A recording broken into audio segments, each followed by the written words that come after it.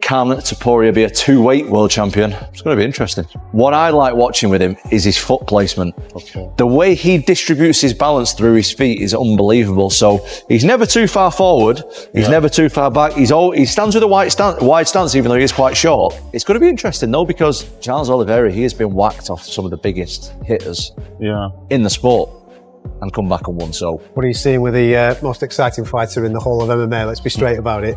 Charles Oliveira. Well, he's exciting because he gets hit a lot. Yeah, he's reckless. Yeah, he's reckless. Love it. But we love to see it. He likes to get involved, get him dragged into a bit of a punching match, and then he'll tie him up. And then he'll go for flying triangles. He's not scared to be on his back either. And he has been in those kind of situations with guys, Mike Chandler, Gaethje, guys like that, those short, stocky wrestlers. He's done really well. Does it go 25 minutes? Nope, not a chance. If it went past 2.5 rounds, I'd be surprised. Tom Aspinall has recently shared his take on the highly anticipated clash between Ilia Topuria and Charles Oliveira. His prediction is turning heads throughout the MMA community, while fans remain divided on who will come out on top at UFC 317. Aspinall made no secret of where his support lies. According to him, Ilia Topuria holds the upper hand heading into this blockbuster fight. If Ilia Topuria fights Charles Oliveira on a pay-per-view, that's a big deal. Oh, it's going to be a bigger fight. They don't need to wait for an interim belt. They don't need to wait for an undisputed. So, yeah. I don't know how he's going to do it lightweight, though. Maybe you can speak on that. He's a smaller guy coming up. It's a smaller guy coming up. It'll be interesting because he is bigger from when I heard him on the Joe Rogan podcast. Like 191, I think he was walking around. It's massive. So for him to cut to 145 seems almost like, how did he do that? But now that he's going up to 155, I always like when athletes go up. Topuria, the former featherweight champion, coming up to 155 and taking on Charles "Do Bronx" Oliveira. And if you ask Ilia Topuria, this is just a mere formality because he is going to touch the chin of Do Bronx. He's going to touch Charles and his chin will explode. I feel so powerful at 155. I'm going to touch his chin and it will explode.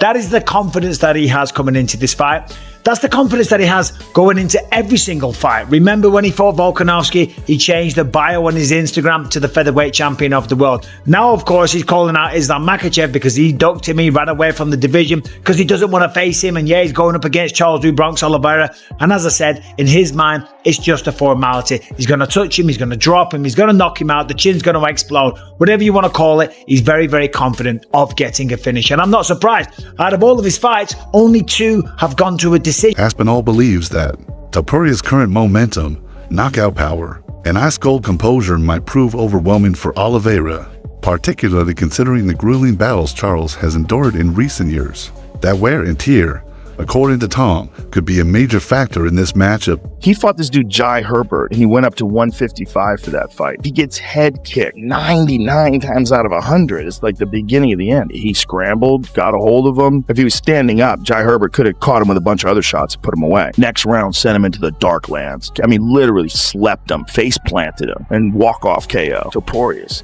terrifying. But I like what you were saying, Topuria versus Oliveira. Your first introduction at 55, he's kind of the, the king so of 55 tall and dangerous. So dangerous everywhere, dangerous striking, huge reach advantage. Yeah. But if you're Topuria, you're not going to go up to 55 without some sort of guarantee. Because remember, he's giving up the belt, so he's not getting pay-per-view points. But it's his idea. Well, because the weight cut's too tough. Is that what it is? Yeah. Ilia Topuria is one of the absolute best fighters in the world. He's the current UFC featherweight champion, and the dude is just phenomenal. One of the things that's phenomenal about him is his technique. His technique is perfect. No fat in his technique. There's no wasted movement. So when an opportunity presents itself, everything is so fast because the technique is so streamlined. Look at how he hits the pads. See how he's moving his head when the guy throws punches? The fucking speed of that. Look at the hand. Look at the hand speed. Incredible. I mean, if you know how difficult that is to do and do it that fast, I mean, these are like 5-6 punches a second. I'm a different person. I feel that I'm like, my mind goes different, my thought process is different, everything is so different. Yeah. So dangerous. When he hits you, it's different than anybody, especially with his hands. He's just boxing is so high level. Because Ilia has superior technique. His hooks are perfect. His distance management is perfect. He's just really, really good. and he's the new guard, right? Like every generation comes up with a new guy who's a new high water mark of technique. He doesn't have any disadvantages. He doesn't have any weaknesses, man. There's people that are thinking maybe he's the best pound for pound fighter alive. Well, it's close. He might be the best. Ilia happens to be a good friend of mine. I've known him since his first UFC fight, and since he got in, I was telling the world this guy's gonna be a champion. I don't know when, because Max had the belt and then Volkanovski, and I was like, those are tough asks of anybody. But brother, did he fucking above and beyond show me, man? Because his confidence is next level. Oh my god! And I've trained with him numerous times. You know, when you go with somebody, it's just dense. It's not even that they're throwing hard. You're just working out, but you can feel this dude, his bones weigh extra fucking 50 pounds than everybody else. You know, he's just dense fucker. So since I was training with him, wrestling with him, I'm like, man, fuck, this guy hits 170 pound and he's 145. And I was telling people that back then. So it's just, obviously in the fight, you don't know if he's gonna get to connect, but I always in the back of my mind, if this guy connects on these 45 pounders, bro, he's gonna change him up. Because I remember feeling his power when I'm at 170, 3-4 weeks away from a fight. I'm like, this guy could crack, for real. He could fucking crack, The MMA community is deeply divided. On one side, there are the Topuria supporters, those who believe we're witnessing the rise of a new force in the division.